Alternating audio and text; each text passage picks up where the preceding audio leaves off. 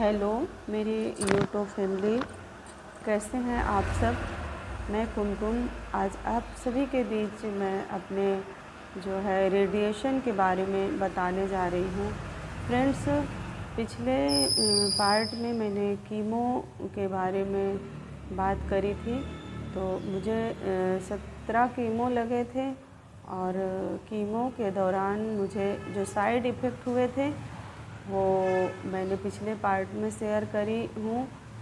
आज मैं आप लोगों से अपने रेडिएशन के बारे में बताने जा रही हूँ। तो फ्रेंड्स, कीमो और रेडिएशन दोनों में बहुत फ़र्क होता है। दोनों अलग अलग रेडिएशन एक थेरेपी होती है और कीमो जो होता है उसमें तो जो है दवाइयाँ चढ़ाई जाती हैं। तो रेडिएशन के दौरान जो मुझे साइड इफ़ेक्ट हुए वो बहुत ही मतलब पेनफुल थे। मैं बहुत परेशान होती थी, यहाँ तक कि जब मेरा पहला रेडिएशन हुआ और मैं हॉस्पिटल गई तो वहाँ पर मैंने देखा कि बहुत सारी लेडीज़ें बैठी हुई थी, उनके नाक से नली पड़ी हुई थी। मैं देख कर के घबरा गई कि कैसे अभी तक तो ऐसा मेरे साथ कुछ नहीं हुआ कि नाक से नली पड़े। लेकिन उस दौरान जब मैं सबको देखी तो मेरे बगल में एक लेडी बैठी हुई थी, मैंने उनसे पूछा तो उन्होंने मुझे बताया कि कुछ भी नहीं अच्छा लग रहा है, मेरे गले से कुछ उतर नहीं रहा है, जो भी खिलाया पिलाया जाता है वो गले से निगल नहीं पाते। रेडिएशन के दौरान सबसे ज़्यादा साइड इफ़ेक्ट गले पे होता है, यहाँ तक कि आधा चम्मच पानी भी नहीं जाता है। तो मैं तो एकदम डर गई कि मैं 16 रेडिएशन कैसे पार कर पाऊँगी। तो मैंने पहला रेडिएशन करवाया, दूसरा करवाया। हाँ फ्रेंड्स, रेडिएशन से पहले एक टेस्ट करवाते हैं वो रूम में ले जा कर के, तो वो 2-3 मिनट लगता है। वो रेडिएशन इसलिए होता है कि रेडियोथेरेपी के लिए मशीन पे लेटाते हैं, जिससे कि किसी पेशेंट को कोई दिक्कत ना हो। कभी कभी डर के मारे लोग बेहोश हो जाते हैं या अजीब तरीके की हरकतें करने लगते हैं, इसलिए रेडिएशन थेरेपी से पहले एक टेस्ट ज़रूर करवाती हैं। तो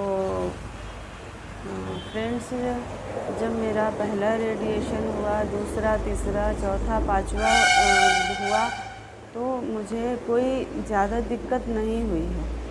और रेडिएशन के टाइम में वो मशीन पे लेटा देते हैं और जो है लेटाने के बाद मुंह में एक कुछ वो डालते हैं, डालने के बाद कान में भी, दोनों कान में भी लगा देते हैं और पीछे हाथ में एक स्विच बटन पकड़ा देते हैं कि अगर कोई दिक्कत हो आपको तो आप जो है उस स्विच को दबा दें। और लंबी लंबी मुंह से सांस खींचने के लिए बोलते हैं। तो इस प्रकार रेडिएशन होता है। रेडिएशन में शुरू में तो कुछ भी समझ में नहीं आता कि रेडिएशन के साइड इफ़ेक्ट क्या होते हैं। धीरे धीरे धीरे धीरे जब आगे बढ़ता जाता है तो एकदम कुछ भी हम खाते हैं, यहाँ तक कि अगर एक टैबलेट दवा भी खानी पड़ती है तो वो गले से नीचे निगल नहीं जाता है, आधा चम्मच पानी भी नहीं निगल जाता है। गले की जो पूरी हमारे गले की जो पाइप होती है वो स्वेलिंग हो जाती है, तो कुछ निगल नहीं जाता। बहुत दर्द होता है, बहुत ज़्यादा दर्द होता है और पूरे बॉडी पे इतनी कमज़ोरी आ जाती है। मैं जब कीमो करा के आती थी तो एकदम इम्यूनिटी बिल्कुल शरीर में कुछ नहीं रहता था, मैं एकदम बिल्कुल चल नहीं पाती थी। यहाँ तक कि अगर 2-4 कदम चलती तो ऐसा लगता बैठ जाती। कीमो टाइम में चलने में मतलब इतनी ज़्यादा दिक्कत नहीं होती थी, लेकिन रेडिएशन के टाइम में चलने में बहुत ज़्यादा दिक्कत होती थी। जब मैं चलने लगती थी तो मैं एकदम थक जाती थी, 10 कदम मैं चल नहीं पाती थी। तो मेरे हस्बैंड बोलते थे, अभी से तुम्हारे पैरों में क्या हुआ जा रहा है, तुम दिन भर लेटी रहती हो इसलिए तुम्हें ऐसा हो रहा है, तो तुम चला करो, थोड़ी थोड़ी वॉक करके आया करो। तो वो मुझे पकड़ा के लेके जाते थे, मैं 10 कदम नहीं चल पाती थी। एक दिन मेरे को लेके गए, मुझे हाथ अपना पकड़ा करके चला रहे थे और मेरे शरीर में एकदम दम ही नहीं होती थी। मेरा आगे 10 कदम के बाद मेरा कदम ही नहीं बढ़ता था, मैं वहीं पे बैठ जाती थी, मुझे इतनी ज़्यादा दिक्कत होती थी। दिल्ली में मैं गौर सिटी में रहती थी, वहीं से बेटे के पास रहती थी, वहीं से मेरा पूरा इलाज हुआ। मैं वहीं से, मेरे हस्बैंड एक पार्क में ले जाया करते थे। एक तो दिन मुझे किसी तरह लेके गए, मैं चली गई, लेकिन दूसरे वाले दिन ना मैं एकदम चल ही नहीं पा रही थी। कैसे कैसे रूम से लेके और क्या बोलते हैं पार्क का जो रास्ते का जो टाइम था वो करीब जो है आधा घंटे का टाइम था और मैं बिल्कुल चल नहीं पाती थी। तो मुझे उतने दूरी पे वो कम से कम 3 दार 4 दार रास्ते में बैठा के लेके जाते थे। फिर जब पता चल गया कि अब मेरे पैर एकदम काम ही नहीं कर रहे थे, तो अगले दिन से मुझे स्कूटी में बिठा के लेके जाते थे पार्क में कि मैं थोड़ा बहुत वहाँ वॉक करूँ। और वापस में वहाँ से आते समय मुझे मतलब वहाँ पे हर्बल का जूस वगैरह बनाते थे उस जगह पे, जैसे चुकंदर हो गया, करेला हो गया, नीम, एलोवेरा, लौकी, ये सारे चीज़ों का जूस वहाँ बनता था। तो वो मुझे जूस पिला के लाते थे। एक दिन तो मुझे नीम और एलोवेरा का जूस पिलाए, दूसरे दिन मुझे चुकंदर का जूस पिलाए और घर आते ही मुझे वोमिटिंग हो गई, कुछ नहीं अच्छा लगता था, एकदम इम्यूनिटी एकदम से एकदम घट जाती है।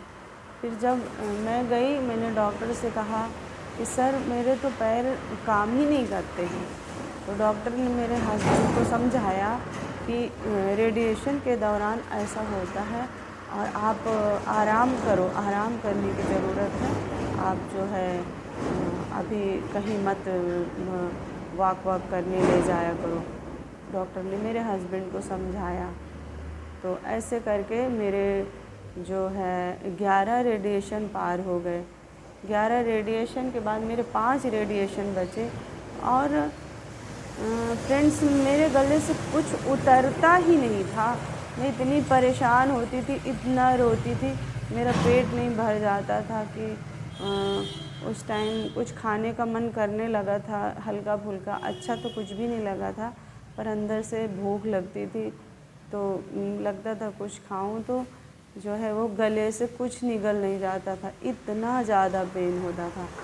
उसमें साइड इफ़ेक्ट में डॉक्टर इतनी महंगी महंगी दवाइयाँ लिख देते हैं, जैसे कि जो है स्प्रे 3-3 4-4 हज़ार का स्प्रे, जो कि पूरा मुंह खोल करके वो गले में स्प्रे किया जाता है।